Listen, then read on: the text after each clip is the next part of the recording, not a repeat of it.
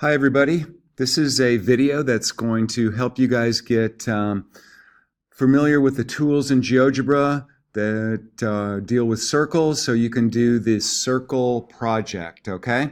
So I have Geogebra open and it's full screen, and I do not want to have the X and Y axis and this grid showing. So to get rid of that and get a blank screen, I'm going to right mouse click, and where it says axes, I'm going to uncheck that. And then if you have the grid showing 2, you do the same thing. You right click and uncheck the grid so that we just see a blank screen, a blank canvas. All right, the circle tool is this tool right here, okay? If you click on this and then go to the screen and click, that creates a circle, okay? Now, you want to make sure that after you do that, you go back to the arrow key or you'll create another circle, all right? So this is the center of the circle. This is a point on the circle. I can click and move this point around and make the circle bigger or smaller or whatever, okay? Now, I want to show you how to make a diameter of a circle. This is a few little steps, so you have to watch this. Here on the third tool over is called a line tool. I'm going to click on this and create a line. The line is going to go through this point and through the center of the circle. Click, click. Okay? Now, I don't really have a diameter here. I still have to build the diameter. So what I'm going to do is go to this tool, which is the point tool, click, and find the point where the line and the circle meet, where they intersect. And that is right here. And if I click, that creates a point, and it's point C, where the line and the circle meet. Okay? Now, I want to make a diameter, so all I want is from C to B. Now, I'm going to go back up to where the line tool was and click the drop down, and nothing's happening. There it is, okay? And I'm going to choose segment. And I'm going to make a segment that goes from C to B, a line segment. So I click on C, and I click over on B, and there's my line segment. Now, it's hard to see that because of the line that we drew before. I'm going back to the arrow tool. I'm going to right mouse click on this line, and where it says show object, and that's got a check mark by it, I'm going to click there, and it makes that big old line go away. All right? So now all I have is the circle diameter, which is exactly what I want. Okay? Now, that's going to help you when you create the sketch that involves the inscribed angle in a circle. So what I did was I put a point D on Geogebra on the circle, and now I go back to segment, I click C, I click D again, and I click B, and check it out. I've got this little guy here, okay? So that will be helpful when you guys do that one sketch, all right? Now, how do I measure an angle? That's something that you'll have to do. So if you go to this tool here, this is the angle tool, and that allows you to measure an angle. So how do you do that? You click the angle points in order. So B, D, and C. And something's not right here. This didn't measure the angle the way I want it to. It measured the outside part. So I'm going to undo that. The undo key is right over here. And I'm going to click those 3 points. I'm still on the angle tool.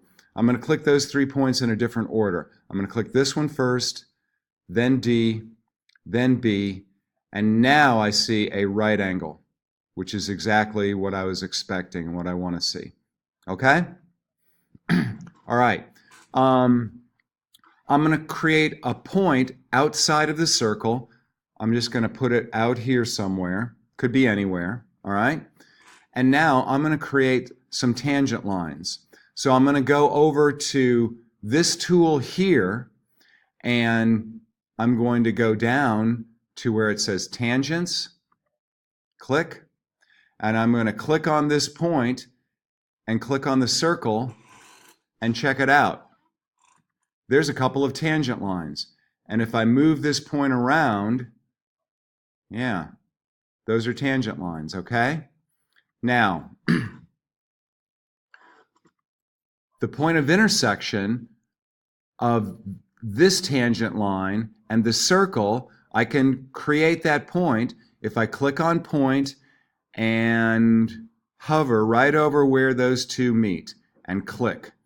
And that point F is the point of tangency for the tangent line and the circle. And I can do the same thing with this tangent line that we see up here.